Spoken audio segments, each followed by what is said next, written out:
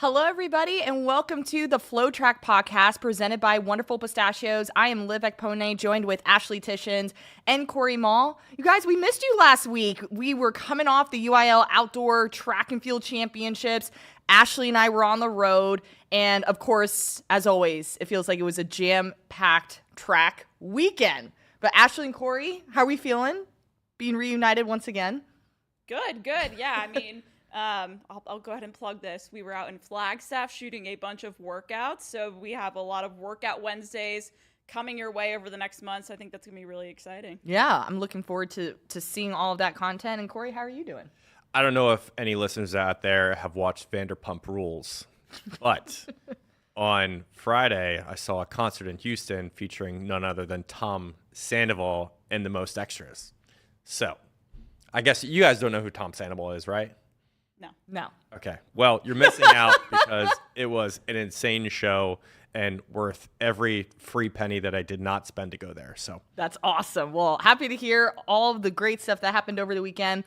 Before we talk about our highlights from the Diamond League, and we're going to recap most of the championships that occurred this weekend, I had a chance to talk with Sophia and Victoria Rodriguez from Mercer Island High School out in Washington after their performance at the Oregon Relays and also the Nike Jesuit Twilight Relays meet. Sophia is actually a freshman at the high school. She's also a 14-year-old world age group record holder in the 2-mile and the 5K, and she currently leads the state of Washington right now in the 1,500 meters and the 3K, where she went 4:26.66 and 9:30.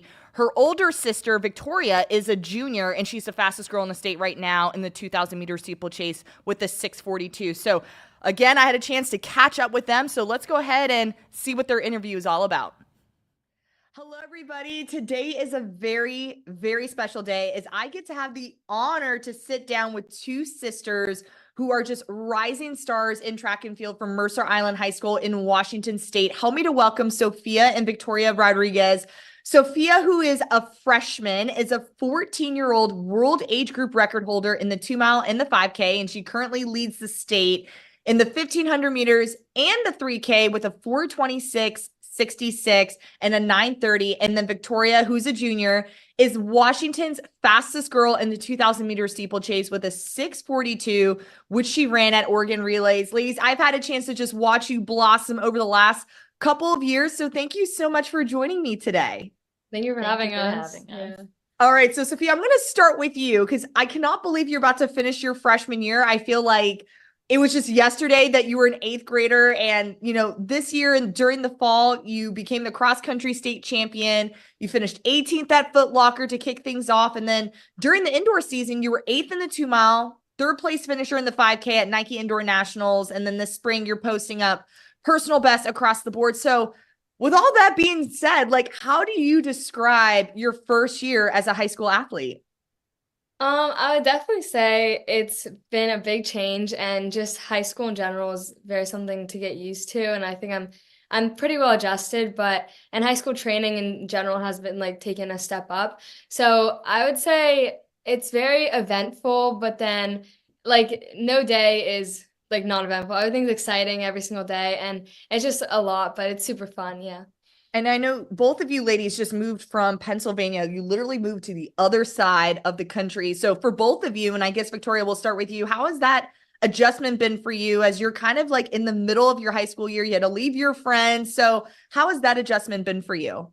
Yeah, it was a hard adjustment at first, leaving everything behind, changing houses, schools, leaving your friends behind. But I feel like the community here really took us in quickly, especially the cross country team, and which is now the track team.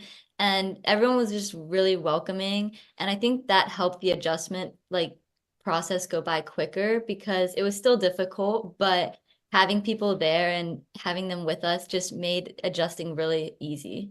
That's great. And Sophia, how about for you? Because you just did your thing in middle school, and then all of a sudden now you're a freshman. So how has the adjustment been for you, and what have you learned about yourself so far? Yeah, I kind of got the easy way out of it, because everyone comes into high school being a freshman, but it was definitely really tough. And I think going into high school, I like the training is a lot different, a lot more volume and intensity. So that was something that was like kind of tough, but like Victoria said, having a great team and a great coach and just overall the beauty of nature here too is really different than Pennsylvania. So having all these like amazing things just kind of made it a lot more easier. And yeah, it was tough, but like all these different little factors made it really, really nice. Yeah. Well, I'm happy to hear both of you guys are adjusting great. That's always hard to make, to adapt to change. So I applaud you for taking those big steps as you continue your high school career. Victoria, I want to talk to you now because, you were the runner-up this cross-country season at your state championships. Indoor, you set a personal best in the mile with a 4:59. In the spring, I looked up your resume on paper, and honey, you were just setting personal bests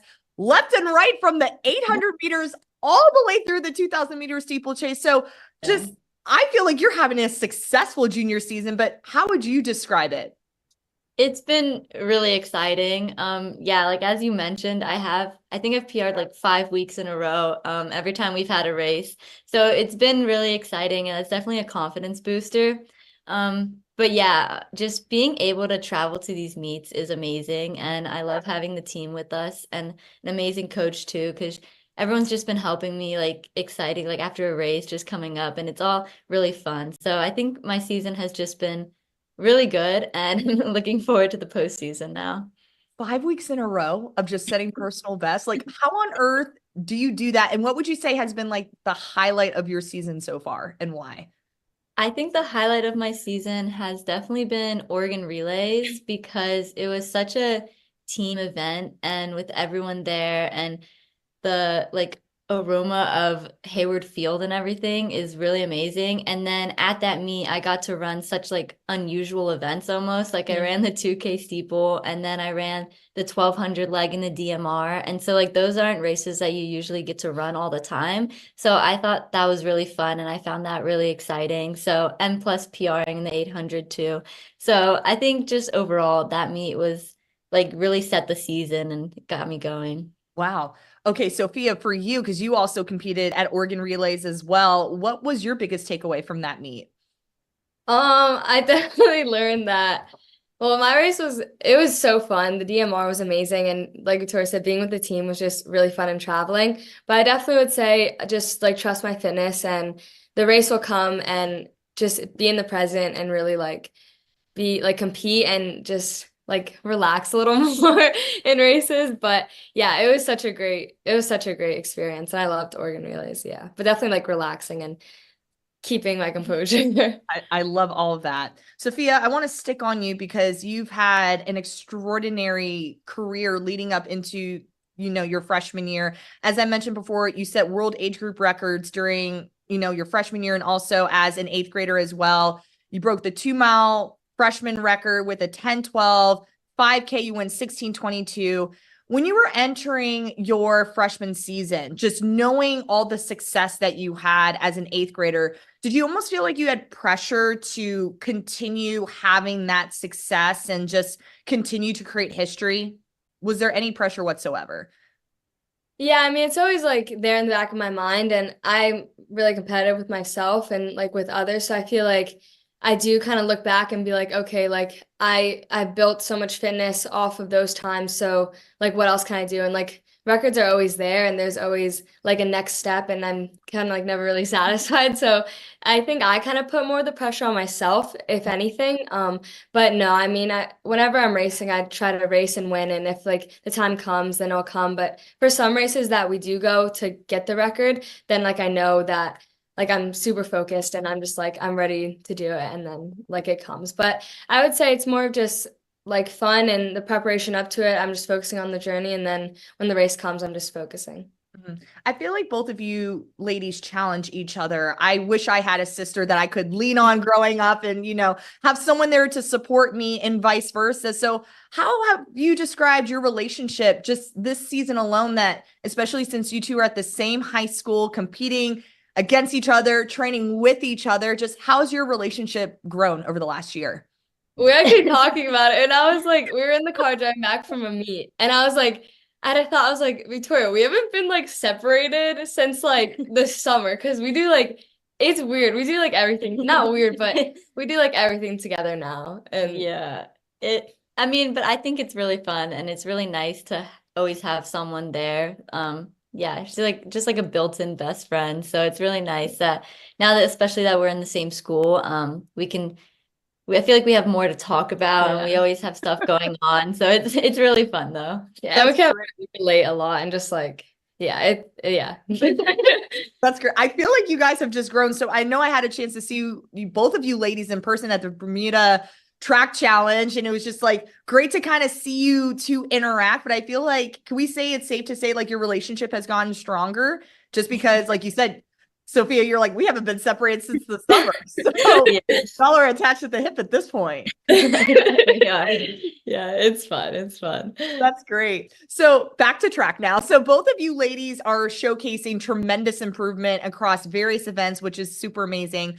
What do you think has been an important factor for you to just be able to continue being successful in the sport? I think having a great support system, just anywhere with your team and your family and your friends and anyone that you're around, because having that support will always help you push you along. And I think it's really important just to have people there, to just help you as you're training and especially during races. So yeah, just like having a great support system.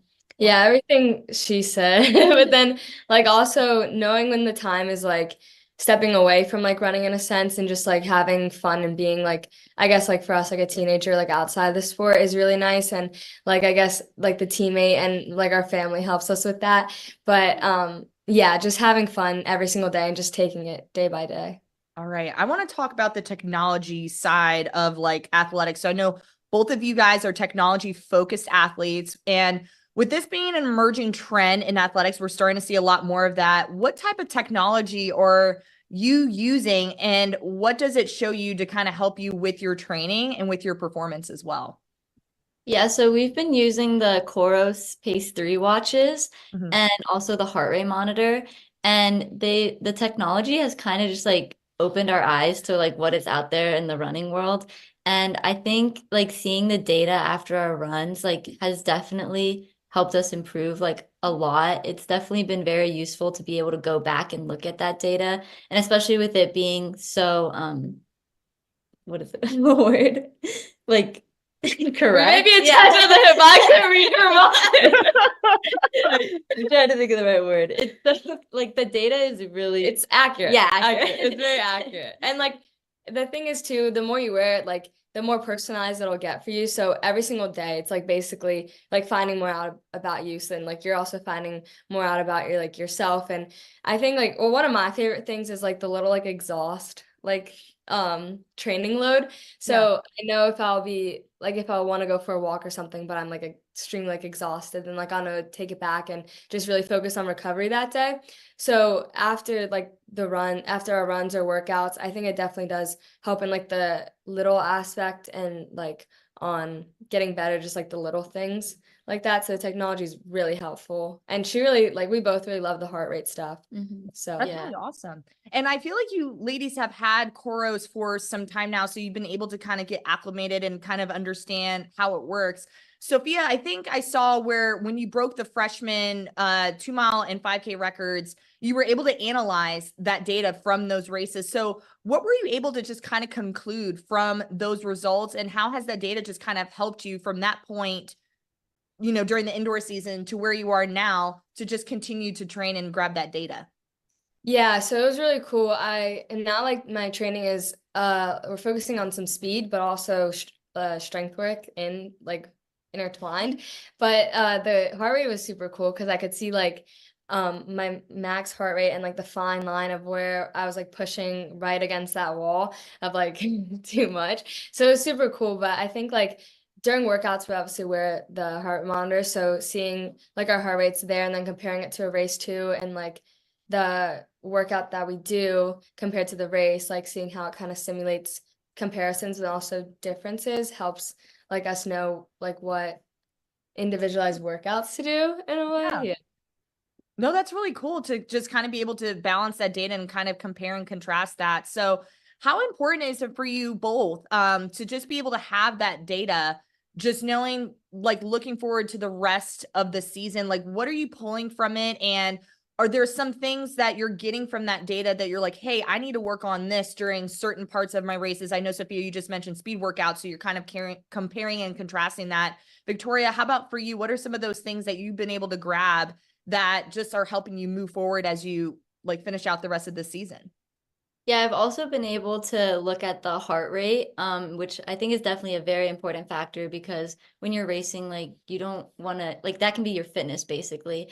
And Yeah. so for me, I've been able to look back at the trend of my heart rate during races, and I've noticed like little quirks in it. And so like it keeps appearing like every single race. And so now I know like, oh, this is probably going to happen when I'm in a race, or this is when I get tired, or this when I speed up, my heart rate is going to do this. So I think looking back, the heart rate data is really useful, like looking forward, because it helps you know, like predict almost like how your races are going to be or where your fitness is at. So I think it's been really useful in that sense. That's great. Okay, so I know that the COROS NextGen program is new. So how does it feel to just be part of that family, essentially, for both of you?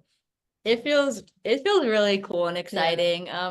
Doing like Zoom calls with them, meeting some athletes on Zoom and talking to them and hearing what they have to say and like getting like information about the watches and everything. I feel it's like really special. I'm really grateful to have it. And it's also like super cool because just at like our last meet, there was a Koros kid there, and like we started talking to him, and like we knew him because from like the family that we built from Koros. So it's super cool to like make connections in person too when like a kid is running and wearing it, and you like know them. So That's actually really cool that you guys are able to like hop on Zoom, especially because you guys are kind of just all over the country, which is really amazing. And then you see each other at meets, you're like, hey, you're part of the family I'm a part of, which is really nice.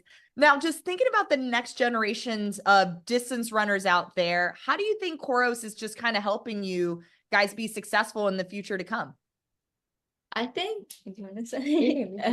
I think just the data that it gives, and I know like now that we've had the watches for a while, we've definitely seen our friends and other people start buying them, which is really fun. And so I think like knowing going around the distance world that people are gonna start using the watch because of how good it is it's really cool to see actually. yeah, it is. And I mean, for like us especially, like building a relationship with like the brand and then with the people who like run the whole thing is super cool because just like having a bunch of different like mentors and minds, and it just kind of opens your eyes in a way, and then you get to learn so much and then share it to like our friends and just like our team and everything, and it's super cool. Yeah, I love that. Okay, I'm gonna end with this final question. It's the toughest question of them all. But goals. I want to know your goals. We're moving toward like championship part of the year. What are you ladies looking forward to for the remainder of the season? I would say I'll give a broad one of placing really well at nationals and PRing for sure. Love that. Victoria, how about you? I'd also obviously PRing, keep that streak going, you know, but definitely want to try to improve that steeple, see where I can go with it. Wink, wink. But yeah, see where I can go with that steeple. And yeah, just especially I haven't run the mile or 16 much, so I'm excited to see how much I can bring that time down. My wink wink goes to the 5K time too. Love it. I'm all for it. That's great. Ladies, thank you so much for your time today and congratulations on just everything that you ladies have accomplished. We are super excited to see what the future holds for the Rodriguez sisters and just keep on shining and doing your best. We are so proud of you. Thank you. Thank you so much. It was so good to catch up with the Rodriguez sisters as they're just continuing a successful spring season. So let's switch gears and now start to highlight what happened at the Diamond League over the weekend and also talk about the conference championship. So let's start off in Doha. Our guy, Kenny B, does his thing. Yes. Maybe I feel like people always leave him out of that 200 conversation, and he proved why he should be in this conversation already in May. 1967 for a world lead there. I mean, he looked just spectacular in that run, and again, like when you talk about the 200, obviously Noah Lyles, Arian Knighton, Taboga, like all those names come up, but like we can't forget about Kenny B, and he showed we can't forget about him. But I think if you look down at like the rest of the performances from Doha, I mean, there are plenty of other big ones. Like Alison dos Santos really stands out to me. 46.86 meeting record in the 400 meter hurdles in his season debut. I know I saw an interview with him afterwards, and he was just like, yeah, I don't know if I really expected to run that fast, but you know, when you just execute and stuff, that's just kind of what happens. So I think he's showing that he could really be in that conversation with, you know, Warholm, Rai Benjamin, all those guys as we're going towards the Olympics. On the men's side, that's at least what I saw for sure. Yeah, I want to talk about Kenny B really quick because I feel like a few weeks ago we had this conversation of like our early picks for trials of the order. And I was very hesitant about Kenny Bednarek because I was like, I just don't know where he is right now. But when you post a world leading mark and post a 1967, I definitely feel like you're in the midst of that conversation. So yeah, I have to say, Kenny B, my eyes are set and I'm like, okay, I can potentially see him making this Olympic team, especially when it comes to that 200 meters. But also, I know, Ashley, you and I were kind of observing this 800 meters with Mary Mora, and it was an epic battle between her and Gemma Reiki.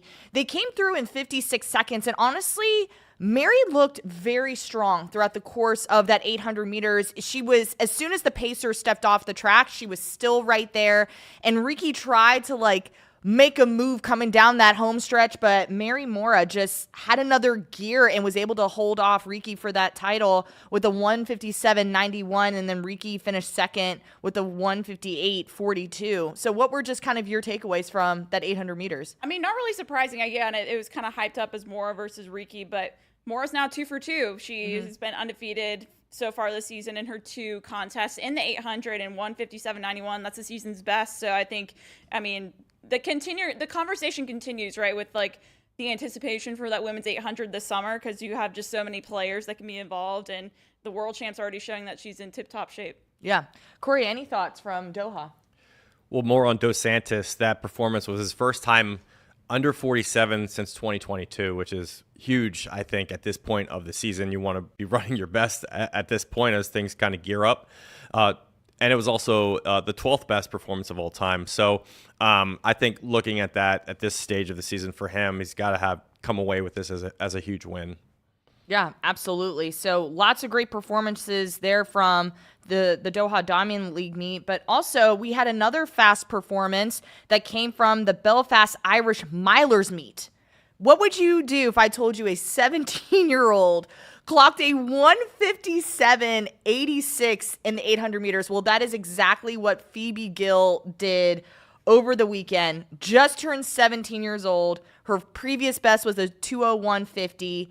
56 seconds for that first 400 meters. Literally no one in the field was able to put any kind of pressure on her. It was pretty much a solo effort. Hits Olympic standard and is currently sitting at number 3 in the world. So, Ashley, what can we take away from this, and how crazy is it to see this kind of time for this age? Well, this is, an age group world record, so this is obviously, the fastest we've ever seen a 17-year-old run. But it's crazy to think that, I think back to just a couple years ago when Roisin Willis and Juliette Whitaker were dominating the U.S. high school space in that 800, running just 2 flat consistently. Roisin went 159 in high school, but 157, that's just insane again to see from, someone like Phoebe Gill. Again, you don't see that sort of stuff happening, but now she's among one of the best in the world right now. I think now the question is all right, where do you go from here? Yeah. I think that's really the big question. Cause again, you start thinking about stuff it's May, could you be selected for the Olympics? I don't know. If you still keep running 157s potentially. So yeah, I think that's kind of where my mind's at. I just see 157.86 and my mind is just blown at, like you mentioned, just breaking that world age group record. And we've had a chance to see Roisin Willis and Juliette Whitaker really battle out in that 800 meters. How fast can she go? Especially, as I mentioned, she literally ran that race by herself. The pacer she was even moving up next to the pacer after that first 400 meters. Pacer stepped off and she just continued. And I was like, is she going to break down at any point? And not one time during that race did I see her break form, break down, even look tired. So just imagine what happens if she gets a little bit of competition. The fact that she's still young too. So she has so much room to grow in this space. So Corey, just what were your thoughts when you heard about this? So only Keely Hodgkinson has run faster than her all time as a British athlete. Euro U18 record as well. So, all the records aside, the question that you posed, Ashley, about, can she make a team? That's probably up for discussion now because of Hodgkinson. You just talked about Riki at Doha, and then we have Laura Muir as well. So this group of women is pretty stacked for Great Britain, going into kind of primary window here of selection. And she's not a guarantee. Even though you've run that fast, it is not set just yet. So I think it's one of these things where you have this now, on your belt, but you kind of have to do it again. Yeah. You kind of have to prove yourself again and again and again. Especially for Great Britain, they have a different selection process, right? I mean, they Right. don't go off of the U.S. They're not like 1, 2, 3. You get it, you automatically go. There's like a committee, and while they do have a trials, just because you win or get third, even doesn't mean you'll get selected. So yeah, I agree. Like it's now a matter of all right, I ran a 157. Let's see if I can string together some more 157s, 158s, and really solidify that, hey, I belong in this conversation. Yeah, it's not, you can't have a one-hit wonder right now.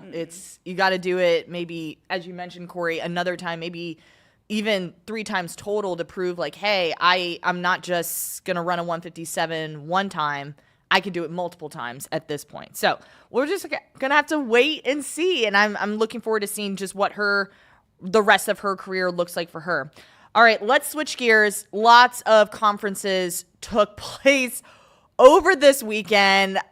Completely mind blown across the board with so many performances. But let's start off with the Southeastern Conference, the SEC Championships. Those took place in Gainesville, Florida.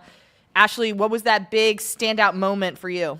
Well, there wasn't just one big standout. I know, it's so hard. Well, you got to think about it. I think, every year the SEC's proved that it's not only the best NCAA conference championship. It's one of the, let's be real, it's one of the best meets of the outdoor season on any level. You know what I mean? If you look at the types of marks that were put down, I mean, you have collegiate all-time marks, you have stuff that ranks super highly in world rankings. So let me go through. I have a laundry list of ones I want to go through. But I think first off, one that really just kind of maybe surprised me a little bit was Tarsis Oregon of Alabama, number 3 collegiate all-time, 1975 to win that men's 200.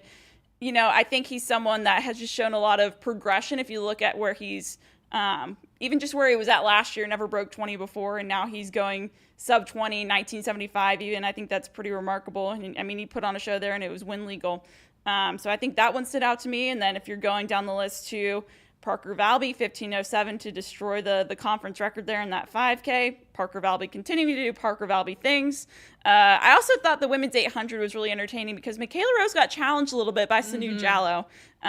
Michaela Rose ended up winning in 158, but Jallow 159 for second, and she was right there with her toward the end. But I think I have a new favorite person that I'm following in the NCAA.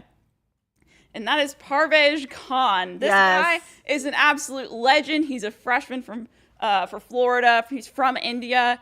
The way he just competed all weekend was so entertaining. In the prelims of the men's 1500, he kind of slingshot off the curve on the final 100, and he waved to the crowd and stuff like that as he went on to take that prelim win. And then later on in the final, similar kind of move on that curve to grab the win in 3:42.73, and then he also doubled back to take third in the 800 in 1:46.80. Now I found a quote that he said after I think that 1500 where he was kind of playing to the crowd, because I got a lot of reaction on social media. He said, "My intention was not bad against my competitors or rivals.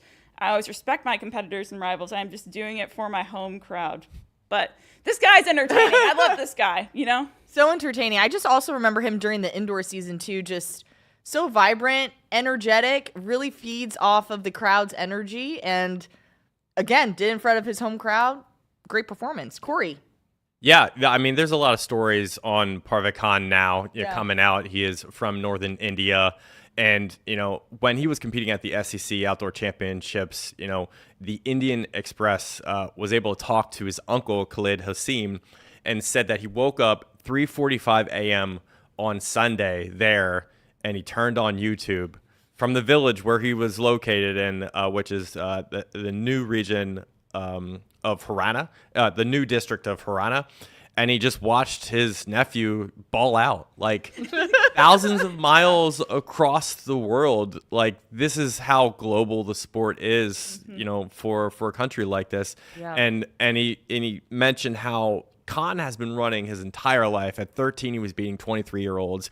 He was telling his father when he was young that all I want to do is just run, right? He was struggling in mathematics, and then he just wanted to run, right? So this sport is so big for him, and I think his eye is on potentially qualifying for the Olympics for his country, but he still is kind of a wee bit away with that 3:38. He has to run 3:33 to hit the standard for the 1,500 meters and 1:44 for 8, and he's away. But he will have a couple more opportunities to see if he can do it. But he is a great story. I do agree, and it's fun watching him run every time. What's the one thing he does that you love seeing? Oh, I love seeing. So it's been noticed that anytime he's about to make a big kick, he always wears a chain when he runs, and he bites on his chain. So it's like, if he's biting on the chain, he's about to take off. He's about to go. Yeah. I just love watching him run, and as you mentioned, Corey, other opportunity, like they'll have regionals next week, NCAAs, and it's just, I'm looking forward to seeing what he does on the track. I think for me, I was completely mind blown by the Arkansas women in the 400 meters. The fact that just as a whole, this whole entire race for women under 50 seconds is incredible. Arkansas sweeps 1, 2, 3, also grabs a 5th place finish to earn 28 points in one event. Nikisha Price, who's in the middle of the screen, 49.32. For that performance, threatens Britton Wilson's collegiate record of 49.13. And so her mark puts her at number 3 all time. She's just off the Jamaican national record of 49.30. Which was set back in 2002 by Lorraine Fenton. And this is number 2 in the world behind Femke Bol's 49.17, which she ran in March. So Price just did a fantastic job coming off of that turn and just setting herself up for a really strong finish. Freshman Kaylin Brown, 49.47, that's number 4 all time, and this is the fastest performance by any American for her age. Amber Anning, just doing extraordinary things already this season, number 5 all time in this event with a 49.51, and this moves her up to number 3 on the all-time British list. And then finishing 5th was Rosie Effiong, who went 50.75. So Arkansas, if you look at the all-time ranks, 8 of the top 10 performances recorded ever are from Arkansas. That includes Wilson, Price, Brown, Anning. Do you guys have any thoughts on the Arkansas Razorbacks in this 400? It's honestly not very fair. I mean, you have you go down their roster, and I can even think of people who probably didn't even run this 400 that you could slot in there. I mean, you probably could go 7 deep for Arkansas in the 400 alone for the women.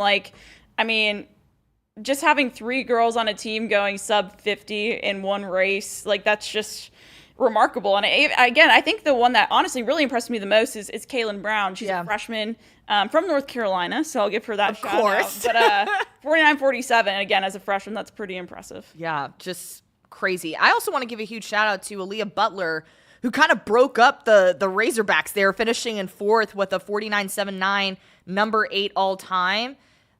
Extraordinary things. I also want to touch on Tennessee. I was just completely...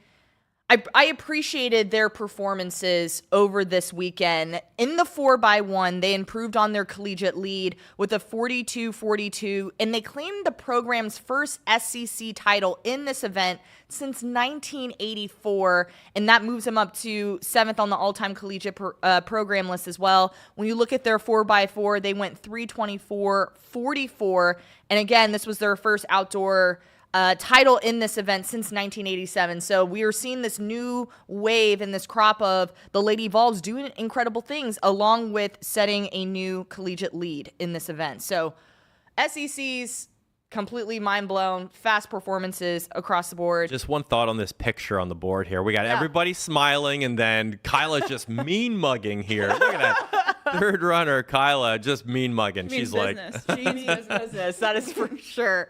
That's for sure. All right, let's move on to the ACC championships. Great things coming from this conference as well. Ashley, what stood out to you? Well, I know ACC is historically known for, a lot of distance performances, but I want to talk a little bit about some of the sprint performances we saw there. We saw 2 sweeps in the sprints. We had DeJaz DeFran of Florida State. She swept both the women's 100 and 200 in 11:08 and 22:49. And then Judson Lincoln at the 4 swept the men's 2 and the 4. That's a tricky double there. 20:51 and 44:60, especially that 400 there, 44:60. That's pretty impressive. So that was really impressive to me. But then also, again, mentioning some of the distance stuff, UNC distance men, we saw what they did indoors. I feel like, especially and cross country as well. You had Parker Wolf winning, I think, the 5K and the 10K, and Ethan Strand, 1,500 meter champ. Yeah, I love that. And to touch on Lincoln, that was also a new ACC outdoor track and field championship record in that 400 meters. And I agree with you. The sprints was something that really caught my eyes. Olivia Markovich, also from Notre Dame, went 15:23 in the 5K. And as you mentioned, Wolf and Olivia, they broke the conference record there too. Corey, was there anything that stood out to you from the ACC? Yeah, Parker Wolf actually did an interview recently where he was talking about basically like what it takes to win at the highest levels, like winning NCAAs. And he's been very close in recent years. Like, he is a very good runner who has the potential to win on any given moment. But he says it's all about the margins and the 1%. And he comes in here and he runs a meet record 13:19. So 4th in the NCAA. That was a huge moment for North Carolina because that was the first 5K title since Jim Farmer in 1988 for them. And that was his 5th ACC title in one academic year, which is crazy. Wow. Also won the 10K. So just an outstanding performance from Parker, who just small little a poll here. Do we think he could win NCAAs in the 5K? If only not for Nico Young. Like, I was actually just like, when you were talking about him, like, like being so close, like he got second in like both those races indoors, like.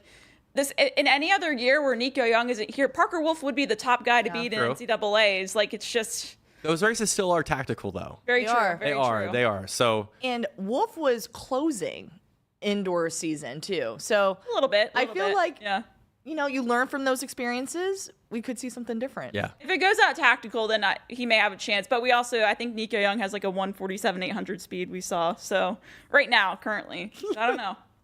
But I like Parker Wolf. I want him to be in the mix. I'm a huge Parker Wolf guy. Like, I've been following him since he left Cherry Creek High School. He was the best runner out of high school. So was Nico Young. Yeah. So I think I'm always I'm happy for the guys that continue those careers. Obviously, not everyone goes into college and has a successful career.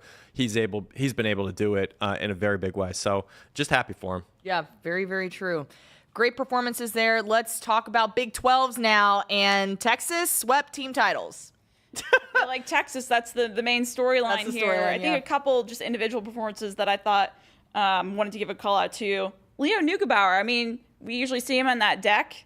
He goes individual events here. He wins the individual long jump, and then he's 4th in the discus. So you take him out of like the multis, and he can still go into the individual events and win titles. And then Zaya Holman, I know we were talking about this in the office, and Corey, you were watching it on TV. She wins the women's 400. She was kind of in tears after winning the title. Yeah. Tell me a little bit more about that. Oh, it was just a very cool moment. She really, after transferring in from Michigan, she wins a conference title, and it just meant a lot to her. So she broke down. I filmed it on my phone, then I put it on Instagram, and she actually commented, and she said she was a big baby for doing that. But no, just props to her. I think it's very hard to win any title. Right. So to do it, I think, in one of your last years is great. Yeah, super amazing. Let's talk about our girl, Akayla Garrett, in the 400-meter hurdles, 54.73 from a 19-year-old to hit the Olympic standard. This is the second fastest time in Texas history, number 7 in the world right now. And she also finished 3rd in the 100-meter hurdles with a 13:30. So Akayla just doing great things as a freshman. Crazy to think about. Another one from North Carolina. Absolutely. Had to put that plug in there. Mm-hmm. So we're seeing lots of great things from the young, talented Garrett here, and also amazing performances from Big 12s. Let's talk about Pac-12. Oregon. Ashley, what are our thoughts on this program? Well, it was interesting. So on both the men's and the women's side, you had two people that grabbed double wins For the men's, would you call it mid-distance U, Oregon? Because you had Elliott Cook sweeping the men's 800 and 1500 and 148 and 354. But then Jaden Mays on the women's side, she wins both the 100 and the 200, 1101 and 2246. The Oregon women were able to take home the team title on the women's side. However, the Washington men won the team title there. Yeah. Great things happening there. I want to talk about USC really quick because I'm a huge Jasmine Jones fan. Had a chance to, I think, meet her in person for the first time at US Indoors just a couple months ago. And wow, 53.87 in the 400-meter hurdles. Not only was this a personal best, not only was this a meet record, but she's now the fastest woman in this event this year in the NCAA. This is number 3 in the world right now, behind Rochelle Clayton, who went 53.72, and then Anna Cockrell went 53.76.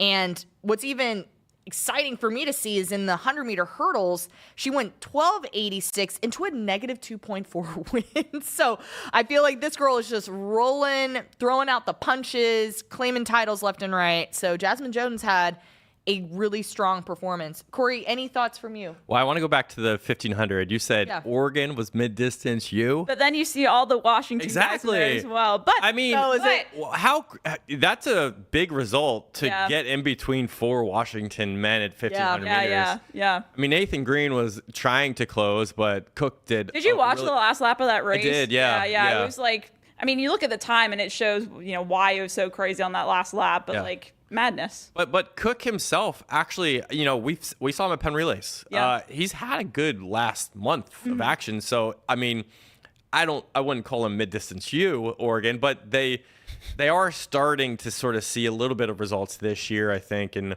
he's a good example of that. Reinhardt's freshman, he finished 7th. I mean, 355. He's in the mix, but I think Oregon's building. Yeah, I think that's been a huge question since cross because, they kind of had, for Oregon, a pretty lackluster cross season on the men's side. So I think it's been a matter of, just waiting to see if anyone will kind of develop. And I definitely think this is going to, a development year for sure. And then, I mean, they have some of their stars injured too, some of their younger stars. So we're just building. They're building. The Ducks are building. But like you mentioned, Corey, that's kind of huge to see them kind of break up the Washington men there. Yeah. Just knowing the kind of powerhouse program that they're building over there as well. All right.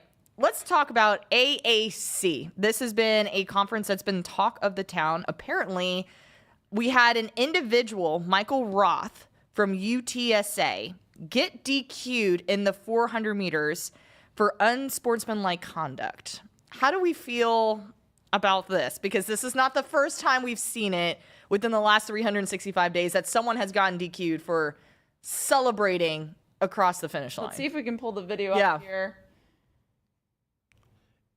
But yeah, there you have Michael Roth. He's about to win. And then kind of does a little look back and a point or two.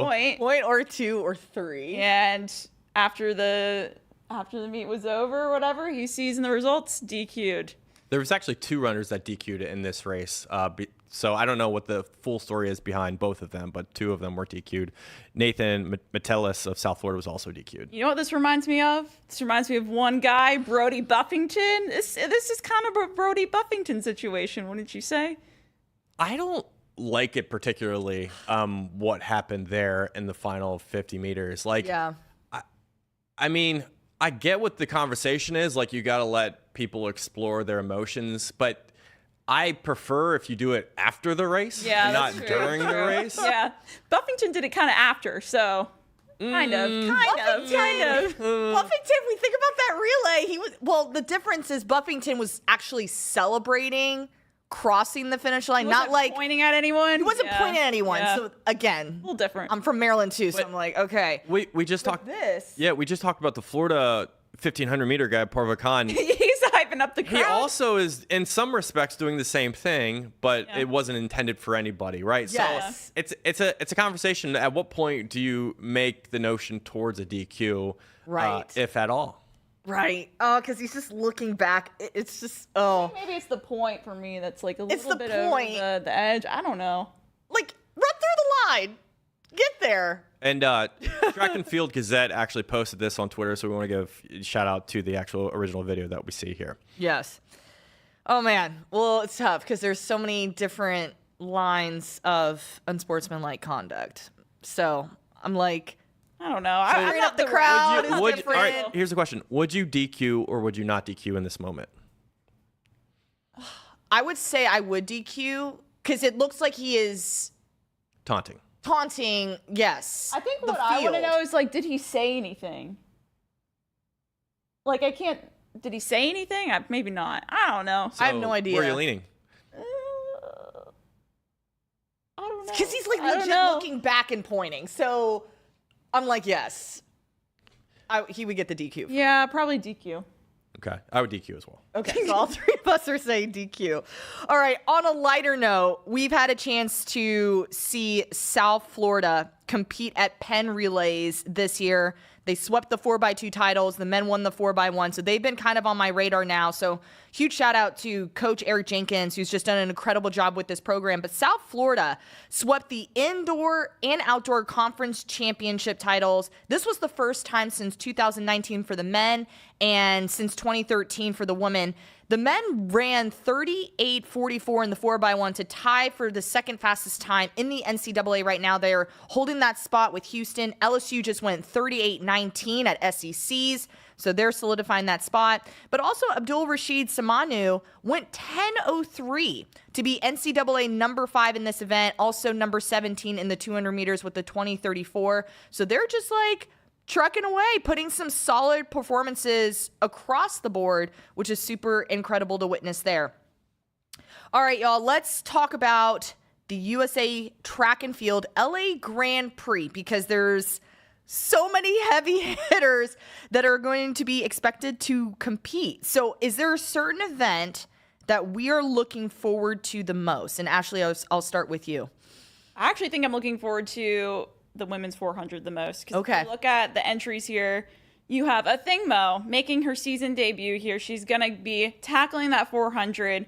We've seen her run plenty of 400s before. We all know her as the 800 meter Olympic gold medalist. But I'm really curious to see, I guess, just what her speed is like right now, like her fitness. But she's not going to be alone. She's going to be facing Paulino, the world champion. So I think that's going to be a really exciting matchup. But then I'm also looking forward to the women's 5K because Safan Hassan is in town. She ran at the Sound Running Track Fest over the weekend, won the 5K there. It was her first track race since Budapest last year. So I'm excited to see her still hanging around the States and in LA, and she's going to be competing this weekend. So. Yeah, I'm excited for Hassan too, and also for a Thing Mo getting some speed work in, I guess you can say, in this event. I'm looking forward to the 200 meters. Sydney McLaughlin-Laverne, Gabby Thomas, Abby Steiner, Jenna Prandini, and Rashida Adeleke, all scheduled to compete here. Yeah, let's talk about loaded. speed. That's pretty loaded. That is a loaded field. I think the question for me is like, we're like Sydney. She's running so many off events like right now, and I guess I'm just curious to see what she'll run in a 200 against these ladies, and B, like what's kind of the plan going from here, right? Like she opened up her season at the Oxy Invite a couple weeks ago. She ran the 100-meter hurdles and then a 200 there as well. Yeah. I think my question now is like, okay, we're getting another 200. She originally was scheduled to run the 400-meter hurdles. Now she's dropping down to the 200 instead. Like, I just kind of want to know the game plan. I think that everyone always wants to know the game plan because let's be honest, her game plan with Coach Kersey is always very cryptic. Yes, it really is.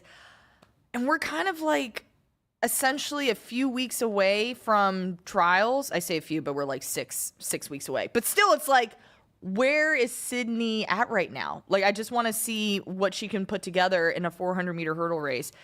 I'm excited to see how Gabby Thomas does. She's been on a whole different level this year, especially just seeing her compete at Texas Relays. And since then has just been putting out really solid marks. So I feel like Gabby Thomas is going to put out something really fast. Abby Steiner's coming back from the Bermuda Grand Prix as well, coming back from injury and having that surgery as well. So we're all starting to see the rust kind of shaking off right now. Corey, is there anything you're looking forward to? Well, I just think the conversation around Sydney is like a broader one about like the sport. We think about any other sport. LeBron James, we don't want him to play football. We don't want him to play pickleball. we want to watch him play basketball, right? Michael Jordan, same I must thing. say, watching him play pickleball would be very. It would be entertaining. It would be very. It would be entertaining. But at the end of the day, Yes. you still want to see him play basketball. Exactly. You want to Yeah. just play the NBA Finals. You want to play at the highest levels. And Sydney, people buy tickets to see her perform, but we want to know how well she is competing in her esteemed event, right? She is the greatest of all time and heading toward that way. So I think it's just about, like, if we do really want to build this sport up, we have to run the events that we are tailored for at the professional level. And I get it, like, you're training through it, but there's also sort of this balance you have to give fans. Give fans a little bit of what they want.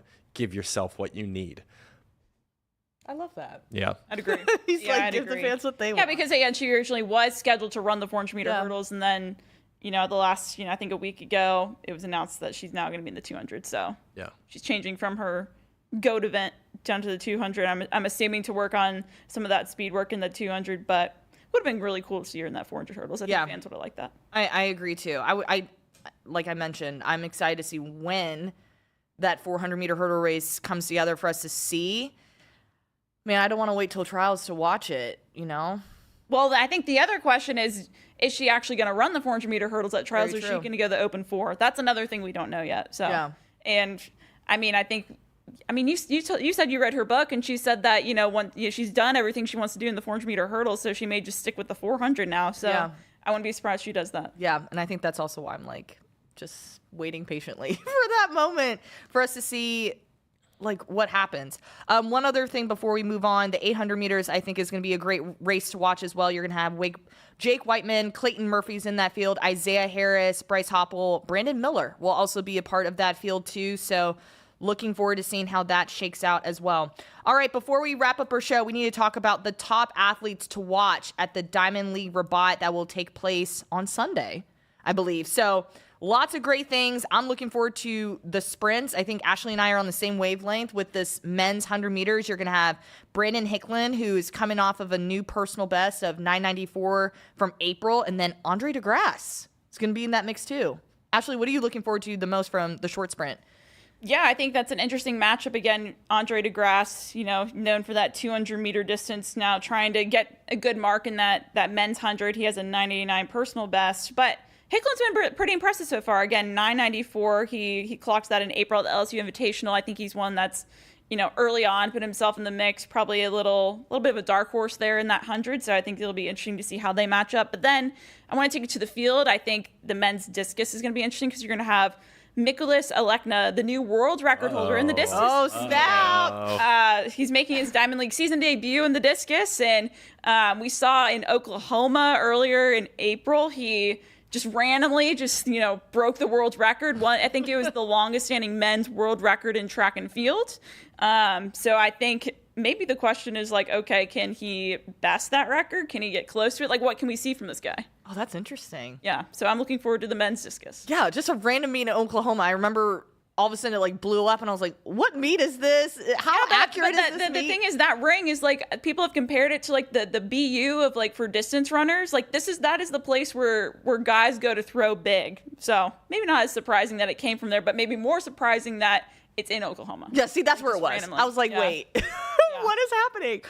Corey, your thoughts on the discus or the 100? Hey, I'm just wondering who's going to take Christian Miller's #1 world time at the 100 down. He's still number one. Still in the number world. one. 993. Our guy. And Christian Miller. just wrote about this morning, but he is going to be competing at the Florida State Championships in the 4x1 on Saturday as a world #1. Unless somebody takes him down on Sunday, but like he will be a world #1 in a high school meet. Isn't that crazy to think that he's still world #1? Like, yeah, I would have thought someone would have taken him down by now, but 993 is Miller's legit, holding pretty strong, legit. just a high school senior. rooting for him. And There we go. we learned that he is in fact going to the trials. Yes, in the 1, yes. he's trying to get that auto for the 2. Yes. And he's turning 18 on May 16th, by the way, too. So, Okay. birthday coming up. Yep. Birthday coming up. Okay. All right. So the men's 100 looks solid. Men's discus. I also want to talk about the 200 because Sharika Jackson is entered to run in this event. It will be her 200-meter debut. She's already gone 11:03 literally 10 days ago in Jamaica.